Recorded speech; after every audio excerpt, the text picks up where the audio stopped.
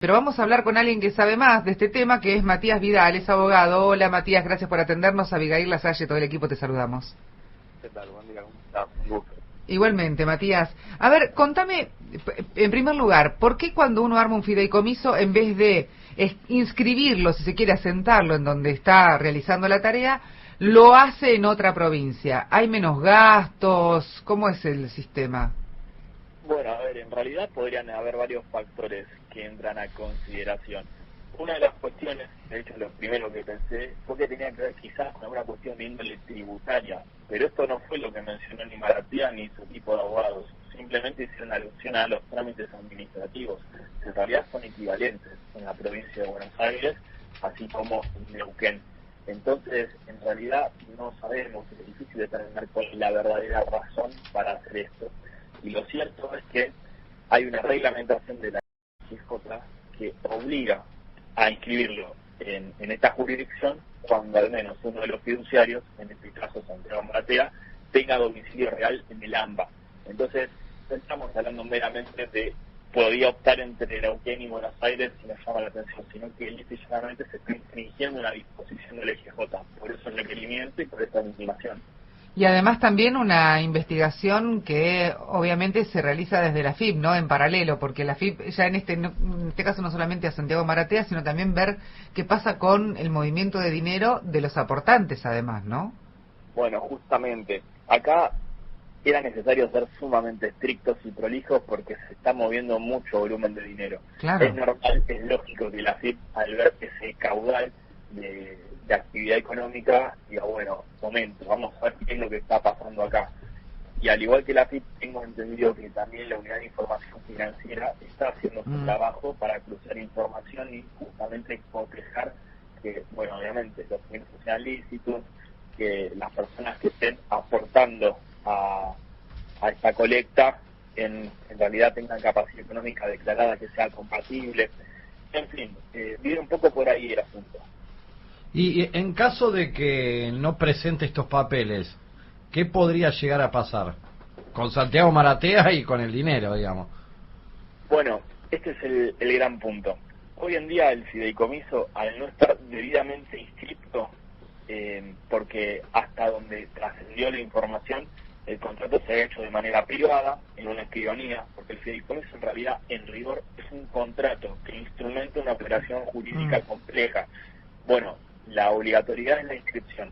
¿Qué es lo que se obtiene con la inscripción? Que ese contrato sea oponible a terceros, de lo que se denomina en términos jurídicos, es decir, que sea válido frente a terceros. Mientras no sea inscrito, es un contrato que existe, pero a la vez no existe. Entonces hoy en día está en una situación sumamente precaria. Obviamente si Santiago Maratea no hace lugar al pedido del IGJ, que en realidad ya es una intimación, sí podría tener consecuencias que pueden ir escalando desde multas hasta ahora, sanciones más graves por desobediencia. Entiendo que lo va a estar presentando en los próximos días porque no tiene sentido exponerse, obviamente, gratuitamente a esta situación. Ahora, te hago otra consulta que tiene que ver con el dinero. Vamos a suponer que todos nosotros aquí del equipo de En el Día a Día hacemos una colecta y vamos a depositar. Hace unas horas Maratea había denunciado que había un hombre que había armado un alias muy parecido al de él, y entonces de esa manera se quedaba con la plata de los aportantes, ¿no? Y lo había denunciado antes en las redes sociales, bueno, finalmente se cumplió. ¿A dónde reclama la gente en ese caso también? Bueno, acá tenemos que diferenciar dos cuestiones. Porque es Mercado Pago esto, ¿no? Claramente. Claro, Mercado Pago es la plataforma intermediaria, pero por supuesto tenemos personas que son titulares de la cuenta y de los fondos. Cuando estamos hablando de un fideicomiso, en definitiva lo que estamos hablando es de un patrimonio que no es ni tuyo, ni mío, ni de Maratea, ni independiente. Claro. Es un fondo común a donde va a parar el dinero sujeto a una finalidad que está prevista en el contrato. Por eso insisto, en el caso del fideicomiso hay que ser muy estrictos con el contrato, con las cláusulas, para no dejar en una situación de desprotección a todas aquellas personas que obviamente en un gesto de solidaridad están tratando de colaborar con el club. En el caso de esta persona que quiso hacer una avivada, bueno, en realidad más que avivada lo que está haciendo es cometer un delito, porque lo que advertimos es una maquinación, una puesta en escena, es decir, no es casual la elección del área, sino que justamente busca inducir error a los aportantes para que la plata le llegue a su cuenta, en cuyo caso podríamos estar lisa y llanamente ante un fraude. En caso de que la justicia considere que no verifica los requisitos del fraude, porque a criterio no estaría dada esta idea de maquinación, lo que queda es una apropiación indebida, que quiere decir que hace con dinero en el cual uno entró de manera fortuita o por error. Lo que no está permitido en términos legales es que uno se apropie de dinero sin que exista una causa válida para ello. Entonces, las personas que le aportaron dinero a la cuenta de manera equivocada, lo que tienen para hacer acá son dos opciones. Uno, dice llanamente la denuncia. Segunda cuestión, hay una acción civil por los daños y perjuicios y por el enriquecimiento sin causa, es lo que se denomina. Porque hay una persona, insisto, que está recibiendo dinero sin que exista ninguna causa válida para eso, no está prestando un servicio, no está vendiendo nada, entonces hay alguien que se enriquece a costa de otros sin que exista una justificación. Estos serían un poco los dos escenarios que tenemos. Realmente yo te agradezco, Matías, por ayudarnos a entender qué es lo que está sucediendo y también poner blanco sobre negro sobre a dónde podemos reclamar y qué es lo que pasa. Hay muchos oyentes, de hecho, se están esperando también que se abran las cuentas del exterior. Independiente quiere que cuando se abran, de hecho desde Miami, desde Madrid, venga mucho dinero. Primero tendría que arreglarse esto, entiendo yo, ¿no? Bueno, claro, ese es el tema. La realidad es que, según los dichos, los trascendidos, de los propios abogados que estuvieron detrás de armar el fideicomiso, manifestaron dos cuestiones que a mí por lo menos me hicieron mucho ruido y me alarmaron. En primer lugar, que los aportantes de dinero no son considerados fiduciantes, es decir, que no son parte del contrato. Digamos, si están aportando dinero al fideicomiso y no son parte del carácter de qué están aportando. Segunda cuestión, señalaron que el club tampoco está como parte del contrato, cuando en rigor debería ser el beneficiario de esa operación comercial. Obviamente esto tiene que ser aclarado porque mientras haya irregularidades en el medio va a ser difícil que la transferencia se acredite. Por eso uno cuando se dedica a hacer este tipo de contratos tiene que ser muy riguroso, prever todos los escenarios, por ejemplo, qué pasa con los intereses, qué pasa si no se alcanza la finalidad, qué pasa si recaudamos de más. Eso tiene que estar previsto desde luego. Como no tenemos certeza ni claridad, en rigor no sabemos qué es lo que va a pasar con ese dinero.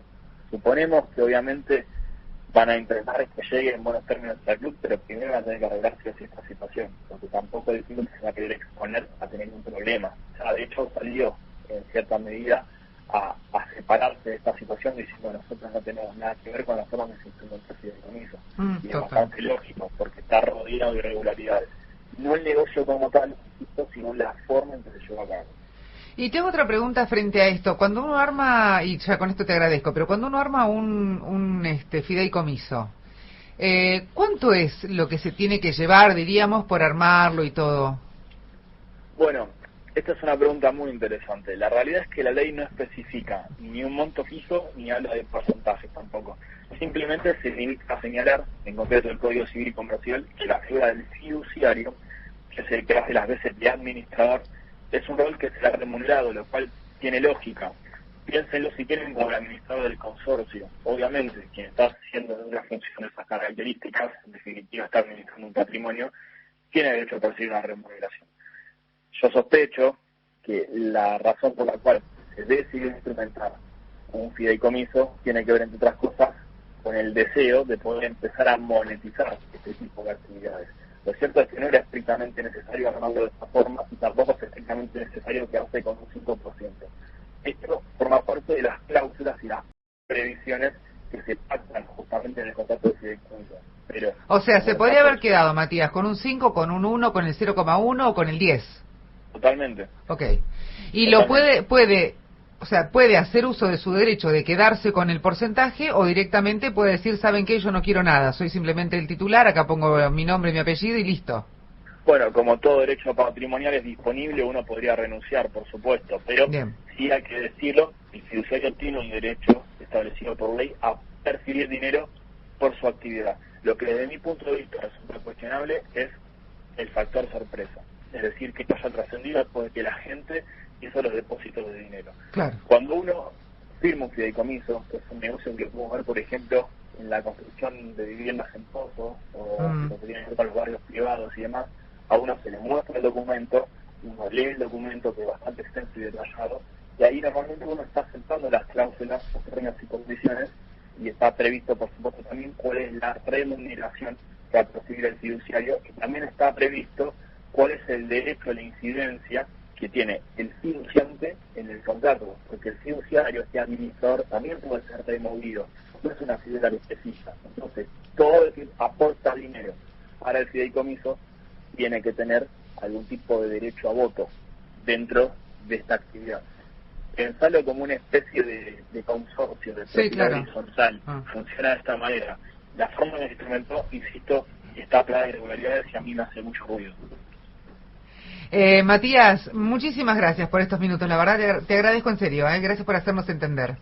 No, por favor, ha sido un placer. Hasta luego.